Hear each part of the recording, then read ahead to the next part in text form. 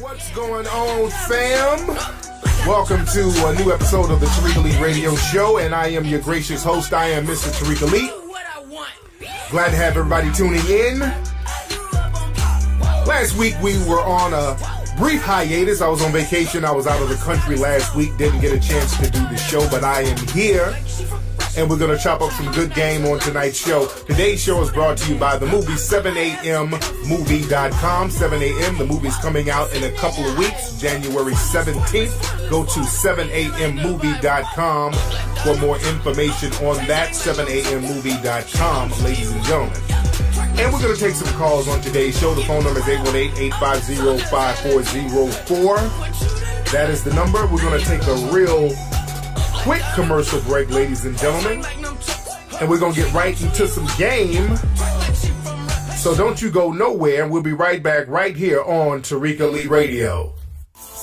Arena Players, that's located in downtown Baltimore, Maryland. That's one of the oldest African-American community centers in the country. Arena Players, they're presenting a brand new play called Jitney by famous playwright August Wilson. Now, Jitney is a dramatic comedy set in the 1970s about black men struggling to make ends meet.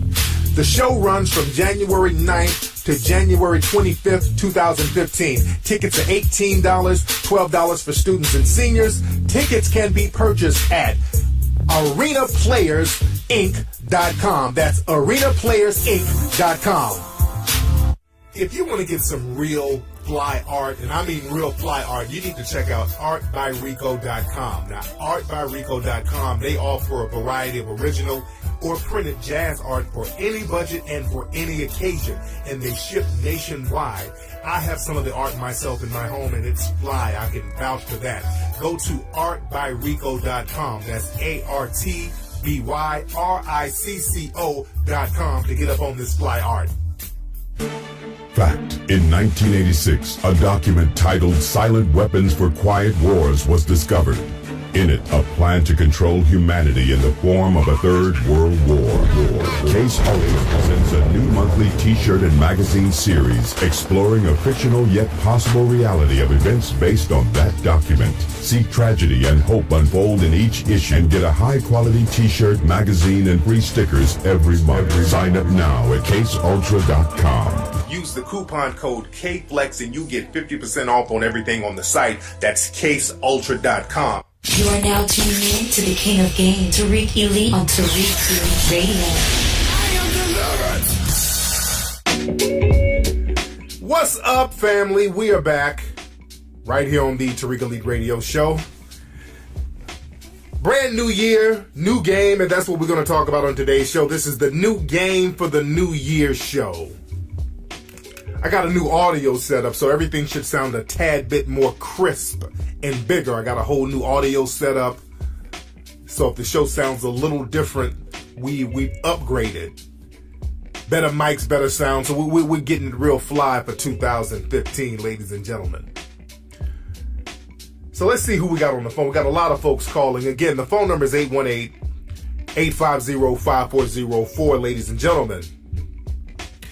Don't forget, by the way, go to HiddenColorsFilm.com. If you do not have the film Hidden Colors 1, 2, and 3, you can get that at HiddenColorsFilm.com. Let's see who we got on the phone, ladies and gentlemen. What's up? Who's calling? Oh, this is Khalif from Los Angeles. Khalif, how you doing, man? I'm doing good. What's the topic tonight, Flex? Man, we're just talking about different things. What's on your mind, man? Oh, I just wanted to know, how do you convince, like, your friends who have good jobs and who are doing well for themselves that they need to build an economic base? Because I know, like, I have, like, doctors and lawyers in the family, but they have that, oh, just worry about yourself mentality. Yeah, unfortunately, man, a lot of black folks are caught up in that rugged individualism that's been taught to us by the dominant society when they don't practice that. They practice group economics, they practice group think, especially when they deal with us, they practice group code. But we're taught to be rugged individuals, forget about the other black folks, just go for self, and that leaves us vulnerable and weak. And that's something that black folks are going to have to wake up to. Black people think, okay, if I just become that special Negro, I'm going to be treated differently than the others. And it just never works out like that at the end of the day. We always get a rude awakening. So your family who are doctors and lawyers, they should be in a position where they are running their own practices. Just working under somebody in the dominant society all your life, when you have all the skills, the technicalities, and the know-how, and the clientele to work for yourself, it's very easy. People in the dominant society don't do that, especially in law firms. These dudes will work for a law firm for a few years, learn the game, build up their clientele, and then they bounce. But we want to sit up there under somebody for 40 damn years, and at the end of the day, you get like a watch and a little bullshit pension, and you think that you can pass that down, and that's not going to work anymore. So we just got to talk to folks who are down to elevate themselves from that situation, because we can't save everybody, and that's another thing. Oh, yeah, that was another thing I wanted to touch on. Like, they say, like, when I talk about group economics and, like, doing things like that, they say, oh, it's too much prejudice amongst blacks to do that, so it's unrealistic. What do you say about that? Well, the thing is, you got to find black folks who are down. That's the thing. We got to find black folks who are down. We can't save everybody. I was just having this conversation with a young lady on Twitter. She had the same conversation with her relatives. And I think one of her relatives was like a black feminist, and she was trying to convert this girl and trying to show her the light. And I'm like, man, you will lose your mind trying to recruit black folks who don't want to be recruited. There's black folks out here who are totally comfortable with being on the plantation, so to speak. So again, during slavery, you couldn't tell a slave who was comfortable on the plantation that you can go for freedom. So we still have that slave mentality, and we're going to have to learn how to charge certain people to the game and just look out for people with our mentality so we can grow and build that way. You feel me? Yeah, good looking, Flex. Much respect, fam. It's very important, family, and I've talked about this many times. We got to stop trying to recruit people who don't want to be recruited. That's part of the new game of 2015, y'all. Learn how to charge some people to the game. Some folks, man, they're just not worth being recruited. We spend a lot of time and energy trying to recruit people who are dragging you down. You spend a lot of time and energy trying to convince and pull and knock sense into people who are sitting up playing dumb. These people are going to drain your energy, man. It's time to charge certain people to the game. Everybody cannot be saved. And this young lady I was talking to on Twitter, she's probably listening now. We had a pretty cool conversation. And she was like, well, my cousin is this, and she's a black feminist, and she says that, and she disagrees. I said, the minute you see somebody claiming something, but they do not practice it, right there shows you how serious they are about what they're claiming. That's number one. So they're not even serious about what they're claiming. You can't claim to be something if you don't practice it. If you say that you're a Muslim, but you eat bologna sandwiches, pork chops, and ham hocks all the time, you never go to the mosque, you never pray, but you run around talking about you're a Muslim, you're just faking the funk. You're not really a Muslim. You're just somebody who's fronting like one. And if you say that you're a quote-unquote black feminist and you don't practice what you say you are, you don't do anything for black women, you don't advocate anything for black women, you don't build anything for black women, you're just somebody who's pretending to be a black feminist. I've said this many, many times, and that ideology and that logic frame goes for any type of practice people claim that they are participating in. So when people are not even being true to their own claims, they're not going to be true to you, and you're going to waste a lot of time and energy trying to recruit people like this. 2015 is the year of charging motherfuckers to the game. It's just that simple. What's up? Who's calling? Flat Tie. How you doing, man? This is Love Jones, DC, man. Love Jones. Well, how you doing, fam? How you doing, brother? I look forward to meeting you one day, man. Very inspirational, brother. Yes, indeed. I would love to get back out there in D.C., by the way. Man, I want to tell you, man, the white male propaganda machine is working hard. There's a movie coming out later this month called Black or White, starring Kevin Costner. And it has Viola Davis in it, and this mix, I think it's about Kevin Costner rearing this interracial little girl. And it just smells like white male propaganda again. being strewn in the media. So, what's your take on that? Yeah, let me break that down real quick. So I'm gonna get off the phone with you, and I'm gonna let you check it out on the playback, fam. But let me touch on that, because that's another trick that a lot of black people are falling for. And I talked about this a little bit on my Ustream show this Sunday. I just came back from Samoa. I was in the beautiful island country of Samoa. I was in American Samoa. There's 3 islands, main islands over there, and I was in the part that was annexed by America. And beautiful people over there. Beautiful brothers and sisters. Wonderful, beautiful melanoid brothers and sisters over there. And I had a tour guide over there who happened to be a white guy. And it was shocking that I saw him, because I went to the people at my hotel and I told them I wanted to do a tour of the island. And because there were so many melanoid people there, you could really count the Europeans there on one hand. It was very few Europeans there. Wasn't too many white people there on that island. But the tour guide showed up, happened to be a white guy. So I was shocked. I'm like, how did he get to be a tour guide? But he was the only one available that day, because it was the holiday. And again, the Samoan brothers and sisters were spending a lot of time with their family, very family-oriented people. And the tour guide, he was an older white guy. I would say he was somewhere in his probably late 50s, early 60s. I'm pushing for early 60s. And he had a lot of information, and the tour was very interesting. I learned a lot of extra information about the island from the perspective of a white supremacist, but I did learn a lot of stuff from the island.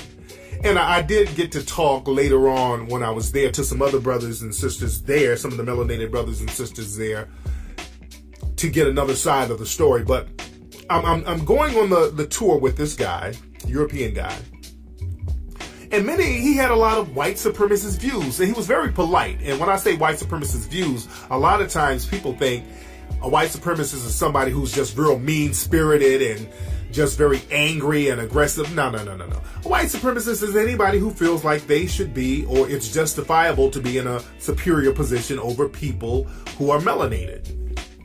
And also, a white supremacist is somebody who knows that white supremacy exists, but they do not say nor do anything about it. They are just as culpable as being white supremacists themselves.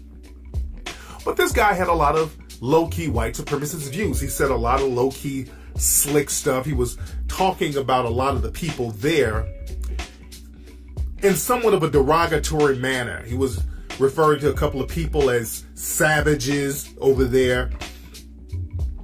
Wild men. Oh, that guy right there, he's the wild man. And he was like, that person over there is the village idiot. He was saying little stuff like that. And I felt very uncomfortable with him referring to those good brothers and sisters over there like that. But I chilled and I just listened to him. And I was just soaking up some of the stuff he was saying.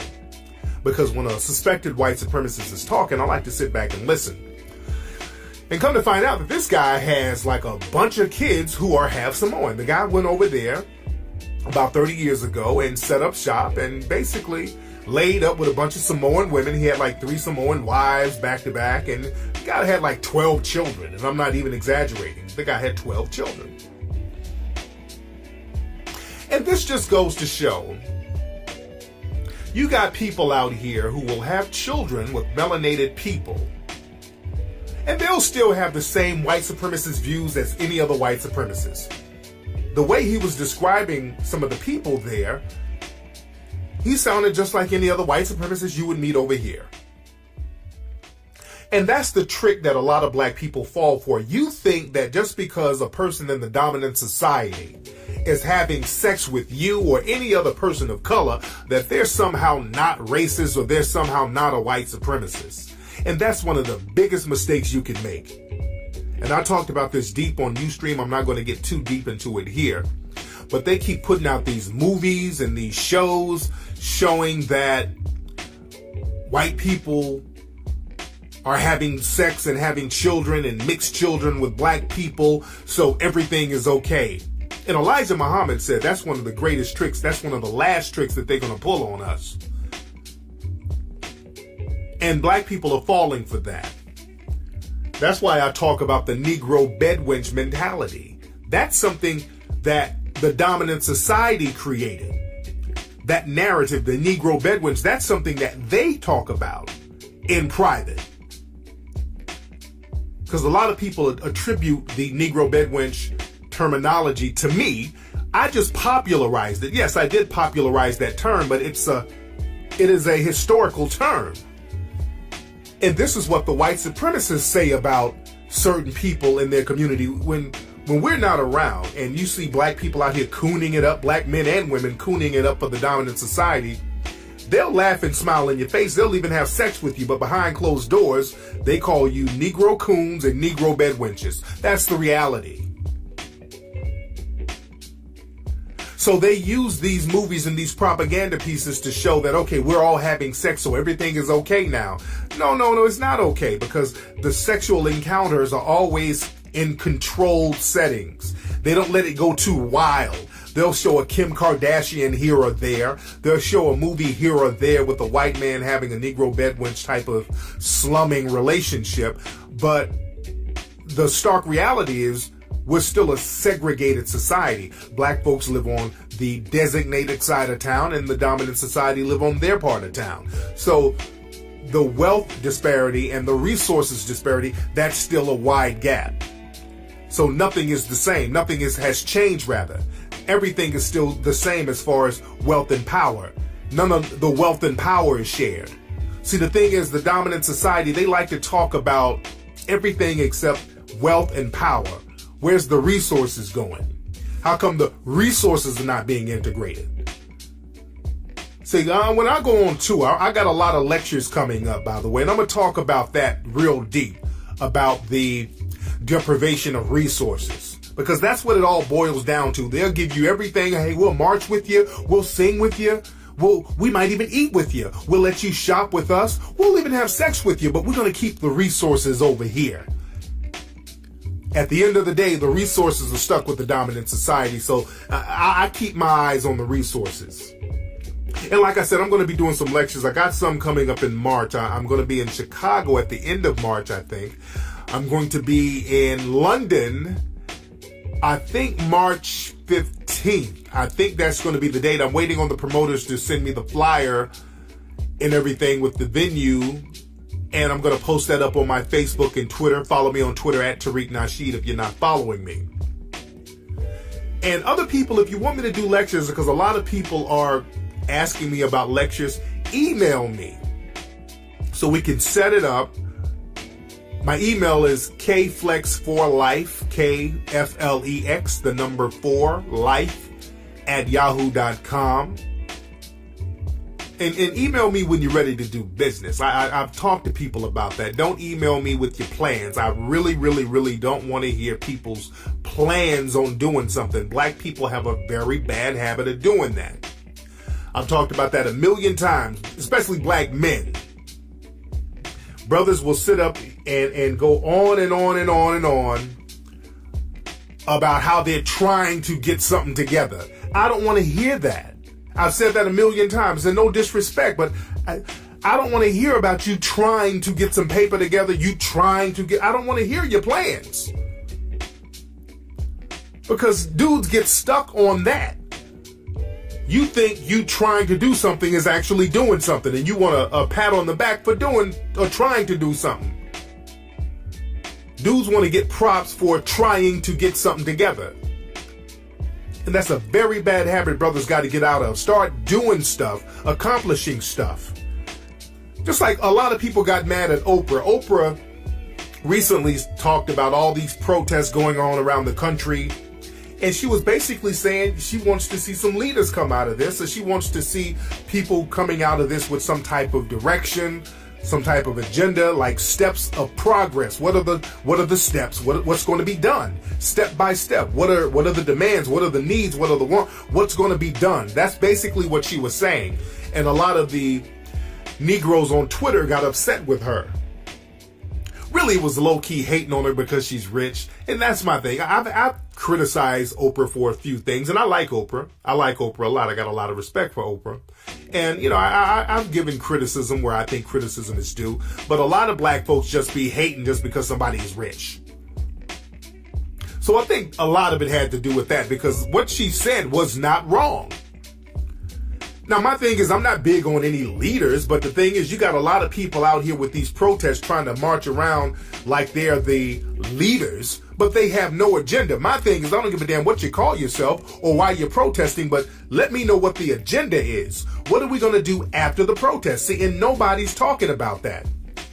You got a lot of people out here running up in front of cameras trying to get camera time, especially this small group of people down there in Ferguson. They know who they are, and I've talked about them several times. I'm not going to mention their names to give them any shine, but a few of them, it's a very small handful of them. They always mentioning my name in a real greasy way, by the way. My name happens to be in their mouths all the time for some reason, because I get stuff done and, I help get money for folks. These people down there think that I'm trying to take their shine, and that's really what they're all about. They're out there just trying to get shine.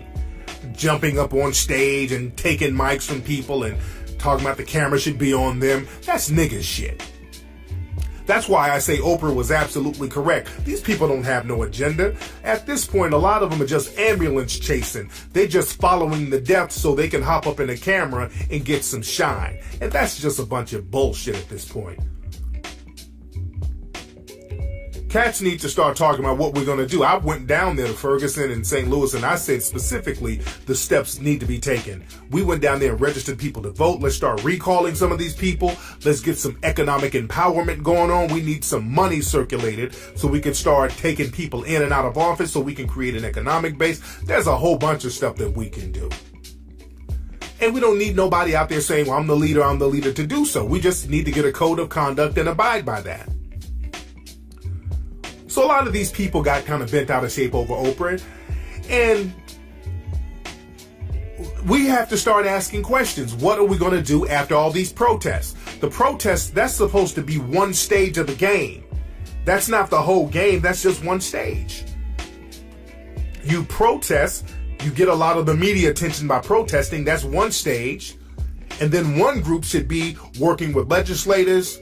I've done that. I've talked to Sister Tariq Nasheed down there privately about what do we need to do to get the laws going. So that's another contingency that needs to go down. We need to talk to the lawmakers down there. And also, it's so very important to get the economic base so you can enforce some of the things you're demanding. Because a lot of folks will say, well, we demand that the police stop shooting us. Or what? Or what? Of course you don't want the police to shoot you, but what are you going to do about it if they continue? That's the thing. Nobody gives a shit about your demands.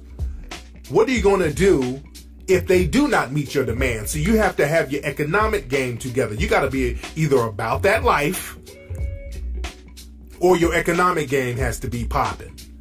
Just like my man David Banner said, the white supremacists understand two things, blood and money. That's the name of the game. It's all about blood and money. Either you're going to shed blood, which most black folks are not going to do. But if they did, the white supremacists would wake up to that. In the 1960s, the brothers and sisters shed blood. They didn't have no money. But what little money they did circulate that. They circulated their money, like with the bus boycott down in Montgomery. We talked about that in Hidden Colors 3, which you should get at hiddencolorsfilm.com. They circulated their money, withdrew their money from the dominant society, and crippled their economy. So that city had to yield to the demands of the black folks. Also in other cities, what happened, brothers and sisters, was just sniping cops from windows. Now, they don't talk about that. That's something that they don't talk about. But in the 60s, especially during the summer of 67, the long, hot summer, we also talked about that. Those brothers and sisters were sniping cops from the window. So that changed the game a lot. Just like in New York recently, the cops in New York were antagonizing a lot of black people up in New York, walking around with these t-shirts talking about I can breathe, just really doing a lot of degenerate behavior.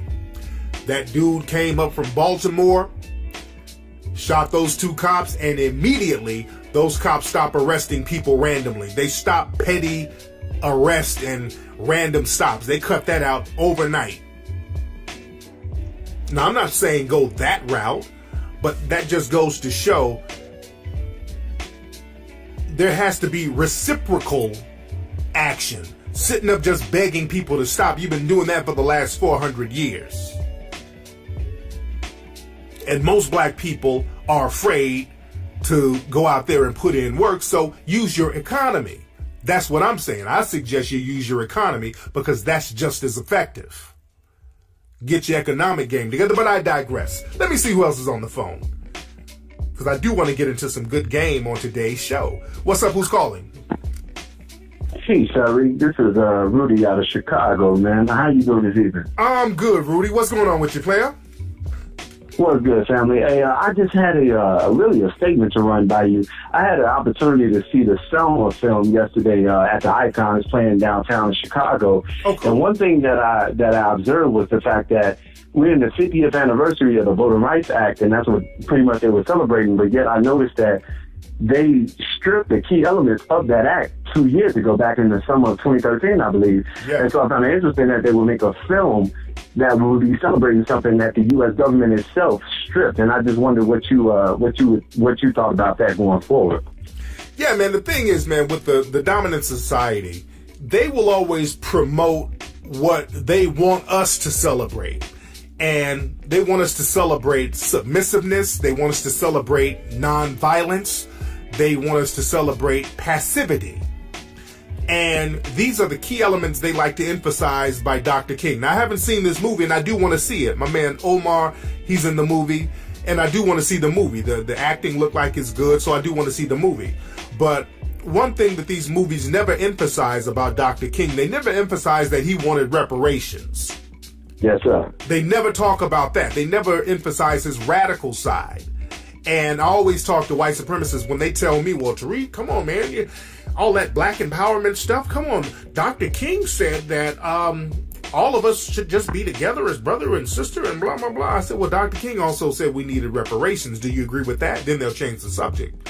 So whenever the dominant society gives us something and tells us, black people, to give props to something, we always have to look at it or take it with a grain of salt, because they're not going to tell us something that's going to really empower us. And we just got to understand that. We can enjoy and be entertained by certain things, but understand the propaganda and the message that they're trying to give to us, because they're always trying to give us a message. And that's the thing. Black people have to understand. The white supremacists, they're 24 hours a day with how they operate. Black people, we got the impression that racism, white supremacy is something that just happens every blue moon. The white supremacists are working 24 hours a damn day around the clock on how to keep us in a certain position. Just like with Sony.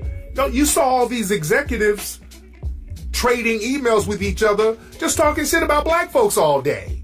You understand? Mm-hmm. So we Yes, got to sir. understand how we're perceived by these people, the white supremacists, and the work and the time and the energy and the resources they put in to send out messages to keep us complacent. So let us not fall for the propaganda. That's why I do the Hidden Colors films, to take it to another level. You feel me?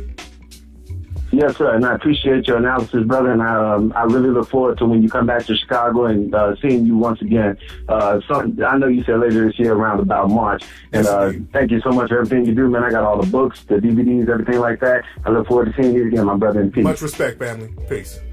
Yeah, I can't wait to get back to Chicago, man. We're going to have a ball up there. But like I was saying, man, we got to stop waiting on the dominant society to give us our cues. And I'm going to talk about that. Let's get into some game, because I really want to get into some game today. And let me give some game for the brothers and sisters out there, especially the brothers in the dating arena, because a lot of times people say I drift away from the dating game and the ism. So we're going to talk about a little ism today. Let's talk some ism today. We're going to chop up some game. We're going to chop up some ism. Now, let me give you some game tips to start your year off, fellas. I'm going to give you 5 for the dating and relationship game, so we can start our relationships off the way we need to start them. Now, number 1, fellas. First thing, fellas, you need to do, work on tightening your mouthpiece. That's very important. I'm running into a lot of brothers out here. Brothers can't talk. You can't articulate yourself correctly. That's going to have to stop. All this mush mouth shit that's going on, fellas, you're going to have to strengthen your mouthpiece. You're going to have to read more books. You're going to have to listen to more articulate speakers. You're going to have to get your mouthpiece game up. If you got to learn another language, learn that. If you need to learn Swahili, speak that fluently, but you're going to have to speak something fluently. English, Swahili, Spanish, something fluent, you are going to have to speak. All this Niglish I'm hearing, that ain't going to cut it. And also, you're going to have to step your mouthpiece up, you're going to have to limit your combo that you have with people who have equally limited vocabularies. Because that's the problem. You grow up around other niggas who can't talk. And you can't talk. So you never really upgrade your mouthpiece. So that's the most important thing a lot of brothers are going to have to do. Number one, up your vocabulary. Tighten your mouthpiece up, because let me tell you something. You can't dazzle the ladies with a limited vocabulary. That's the thing, fellas. When you're trying to spit at the ladies and you got the mush mouth game going on, that's you're shooting yourself in the foot. Basic articulation when you're spitting at the ladies, man, that's going to give you a 40% boost.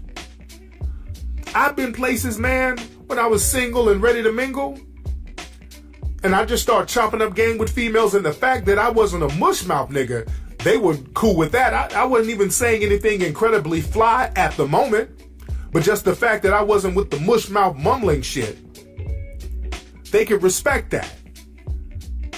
They're like, okay, damn, this nigga is somebody. He's articulating his words correctly. That gave me a leg up, and that's going to give you a leg up.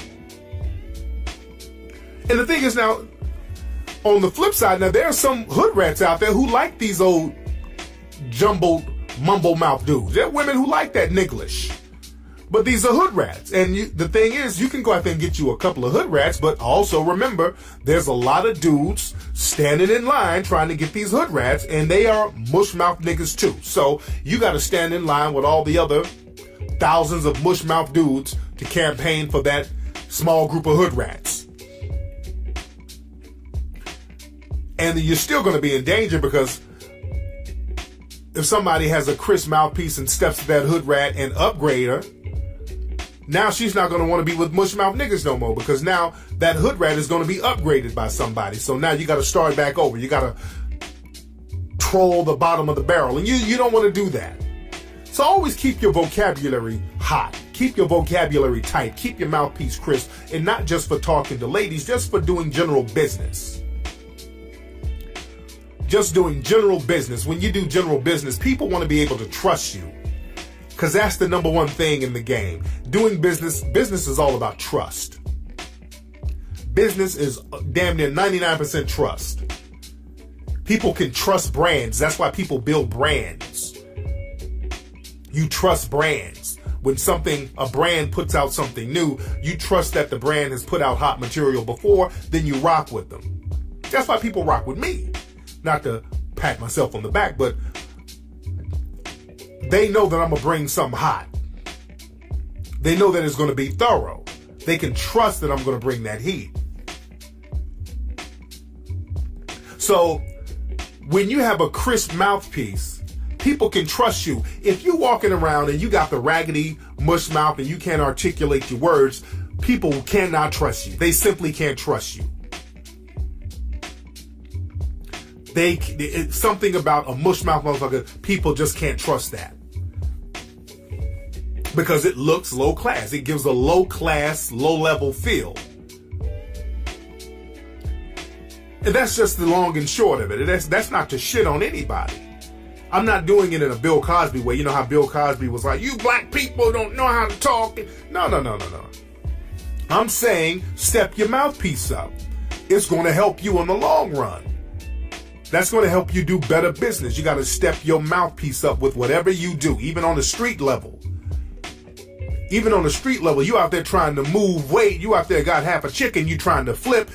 A nigga on the other side is looking at you. If you talking slow and dim-witted, ain't nobody gonna trust you with their work.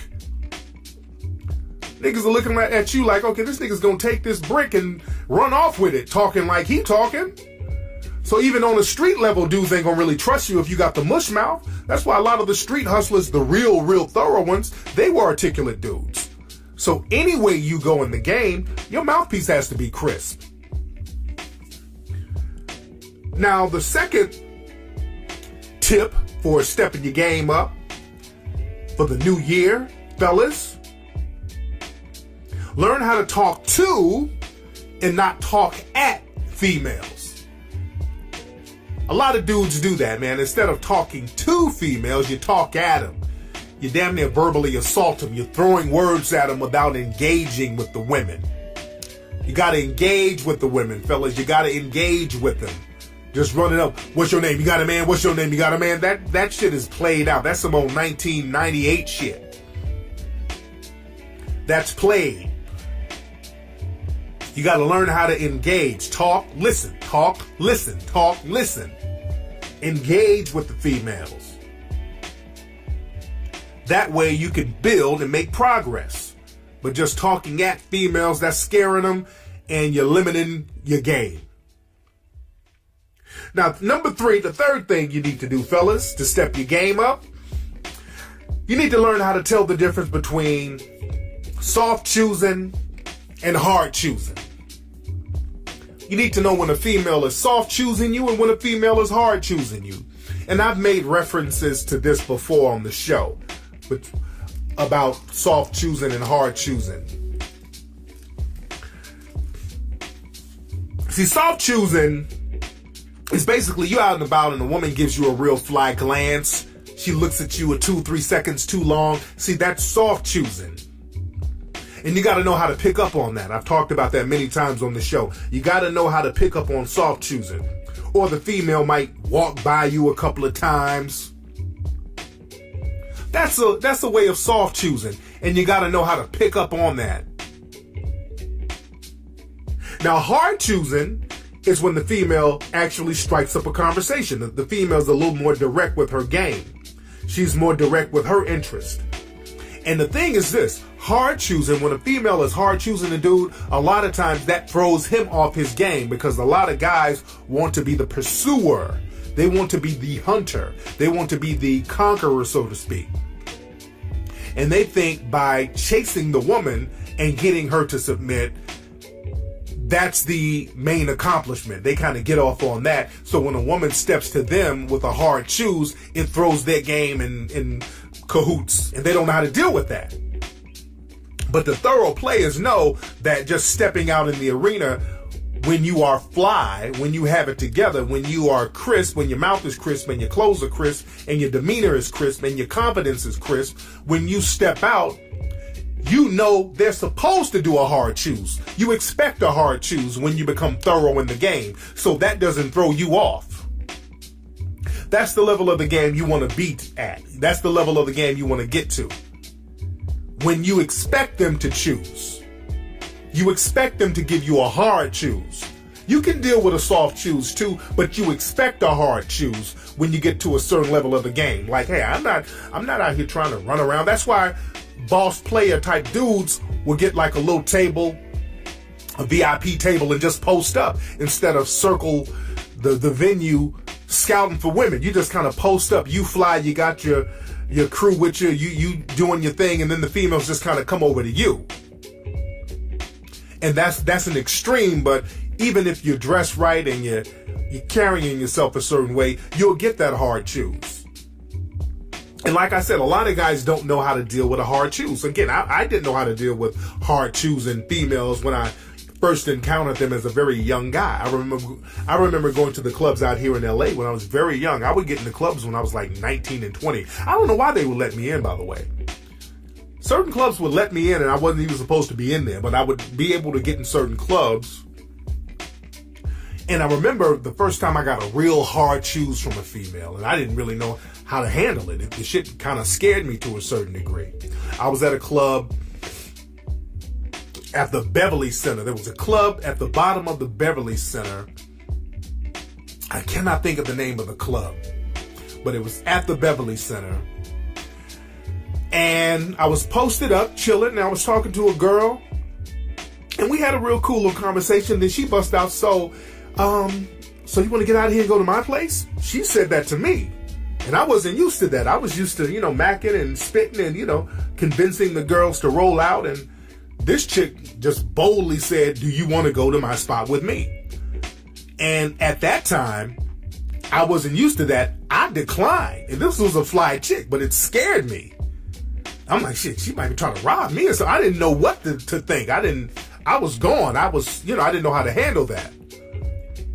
So I respectfully declined. I kind of punked out. But again, after I thought about it, and because that weighed on my mind, and I'm like, damn, this chick kind of asked to go home with me. So my buddies that I was kind of hanging around, they didn't know the answer. So I would ask some of the older players, and they would tell me, hey, nigga, she just chose. You got chosen, dude. You supposed to get chosen. And that stayed in my mind for years. I'm supposed to get chosen. So when I saw that girl again a few weeks later, saw the same girl, and the fact that I turned her down, I became more of a challenge. So she asked me again. She said, so look, I think you fly like you. You want to go to my place? This time I said, hell yeah, let's do this. And went to her place, and we made things happen. We got it popping. So I learned how to accept that hard choose. And you need to learn how to accept that hard choose. And also, another thing you have to understand, number 4, this is the 4th tip I'm going to give you. Don't create physical barriers with potentials. When you have females who are potentials, females that you might potentially get with, females that you might potentially date, you might meet a person out and about, and then y'all set up a time to hook up. Don't create a situation where you're going to put up physical barriers, because a lot of times we meet people and all of a sudden we want to do all these extracurricular activities, and what happens is that these activities will thwart the chemistry between us. Because a lot of times when you go out with people, the first time you go out with somebody, you want to establish chemistry. You want to see what the chemistry is like. And a lot of times, if you're going to dinner, a lot of times dinner can mess up the chemistry because that's a barrier. You got tables, waiters, food. So you're not able to vibe like you should. So I say you should go to dinner with somebody after you vibe with them, after you've established some type of chemistry with them. Also, a lot of times when we go on first dates, we might bring friends. It might be some double date, a triple date type of deal. And you're not going to really get the chemistry that you need with that person. So you don't want to limit the chemistry. You want to be in a situation where you're chopping up game, you're next to somebody, you're vibing with them, you're able to converse with them without all of these barriers being there. Coffee, something like that is cool. Even a movie is cool, because even though you're watching a film, you're still there with the person, conversating with them with limited barriers. Chilling at the spot, that's a good way to establish chemistry. Now, the number 5 thing, fellas, or what you need to do, the new game for the new year, stop falling for the thirst traps. A lot of dudes, y'all fall for the thirst traps, and it makes you look weak. And we see it online all day. You see women posting up pictures and dudes making goofy, thirsty comments, and they do that just to get the goofy, thirsty comments from goofy, thirsty dudes. So you got to stop falling for the thirst traps. And women do this in person. If they meet a guy or they go out with a guy, they might throw out a thirst trap and just test and see if you're going to bite it. Like, you might go out with a woman who has a nice body, and she'll walk up in the date and say, hey, I think I got a stain on the back of my pants, and she'll turn around and show you her big ass. And she asks you, do you see a stain on the back of my pants? And a player will just kind of play it off like, yeah, nah, you good. So anyway, how was your day? They'll just play that off and just keep it macking. A nigga falling for the thirst trap will see that and be like, damn, I don't see no stain, but I will eat that ass. If I saw a stain, I eat the stain off that ass. I'll lick your duty hole. A thirsty nigga falls for the trap every time, and the woman is looking like, okay, I got this dude, I got him, so let me make him pay for this date. I'm gonna see if I can get him to pay a little rent. I'm gonna see if he can get me to the mall. The minute you fall for that thirst trap, she's put you into the trick mode. That woman has put you into a trick bag the minute you fall for a thirst trap. So it's very dangerous falling for these thirst traps these women set up for these dudes. So always keep your game tight, and that's going to help you out for the new year. That's been today's show, ladies and gentlemen. So glad that everybody tuned in. Don't forget, man, I'm going to be doing lectures all over the place. Email me. Couple of emails. kflex4life@yahoo.com. info@tariqelite.com. Email me if you want to set up a lecture for possibly February. Definitely March. We can schedule some lectures around my other March dates. Email me and let's get this thing popping. Don't forget, man, get Hidden Colors 1, 2, and 3 at hiddencolorsfilm.com, ladies and gentlemen. And don't forget to follow me on Instagram at Tariq Elite and follow me on Twitter at Tariq Nasheed. I'm going to holla at you this Sunday on Ustream. Peace. $15, $12 for students and seniors. Tickets can be purchased at arenaplayersinc.com. That's arenaplayersinc.com. If you want to get some real fly art, and I mean real fly art, you need to check out artbyrico.com. Now, artbyrico.com, they offer a variety of original or printed jazz art for any budget and for any occasion, and they ship nationwide. I have some of the art myself in my home, and it's fly. I can vouch for that.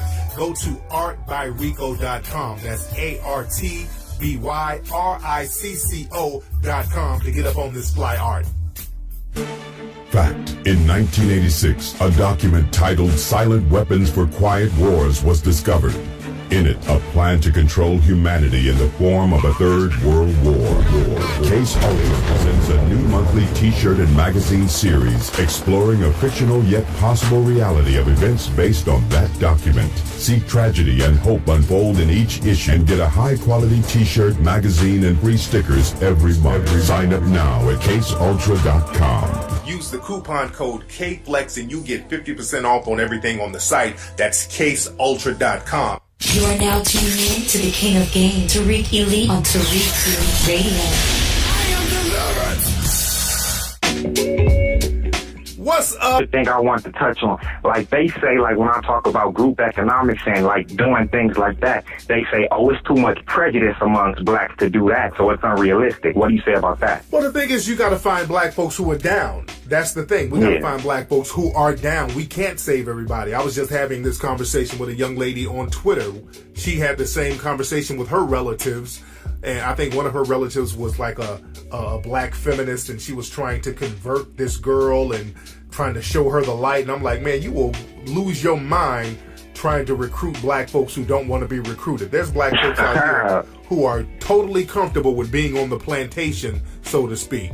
So again, during slavery, you couldn't tell a slave who was comfortable on the plantation that you can go for freedom. So we still have that slave mentality, and we're going to have to learn how to charge certain people to the game and just look out for people with our mentality so we can grow and build that way. You feel me? Yeah, good looking, Flex. Much respect, fam. It's very important, family, and I've talked about this many times. We got to stop trying to recruit people who don't want to be recruited. That's part of the new game of 2015, y'all. Learn how to charge some people to the game. Some folks, man, they're just not worth being recruited. We spend a lot of time and energy trying to recruit people who are dragging you down, are caught up in that rugged individualism that's been taught to us by the dominant society, when they don't practice that. They practice group economics, they practice group think, especially when they deal with us, they practice group code. But we're taught to be rugged individuals, forget about the other black folks, just go for self, and that leaves us vulnerable and weak. And that's something that black folks are going to have to wake up to. Black people think, okay, if I just become that special Negro, I'm going to be treated differently than the others, and it just never works out like that at the end of the day. We always get a rude awakening. So your family who are doctors and lawyers, they should be in a position where they are running their own practices. just working under somebody in the dominant society all your life when you have all the skills, the technicalities, and the know-how and the clientele to work for yourself. It's very easy. People in the dominant society don't do that, especially in law firms. These dudes will work for a law firm for a few years, learn the game, build up their clientele, and then they bounce. But we want to sit up there under somebody for 40 damn years, and at the end of the day, you get like a watch and a little bullshit pension, and you think that you can pass that down, and that's not going to work anymore. So we just got to talk to folks who are down to elevate themselves from that situation, because we can't save everybody, and that's another thing. Oh, yeah, that was another. What's going on, fam? Welcome to a new episode of the Tariq Elite Radio Show, and I am your gracious host. I am Mr. Tariq Elite. Glad to have everybody tuning in. Last week we were on a brief hiatus. I was on vacation. I was out of the country last week. Didn't get a chance to do the show, but I am here. And we're going to chop up some good game on tonight's show. Today's show is brought to you by the movie 7ammovie.com. 7 a.m. The movie's coming out in a couple of weeks, January 17th. Go to 7ammovie.com for more information on that. 7ammovie.com, ladies and gentlemen. And we're going to take some calls on today's show. The phone number is 818-850-5404. That is the number. We're going to take a real quick commercial break, ladies and gentlemen, and we're gonna get right into some game. So don't you go nowhere, and we'll be right back right here on Tariq Elite Radio.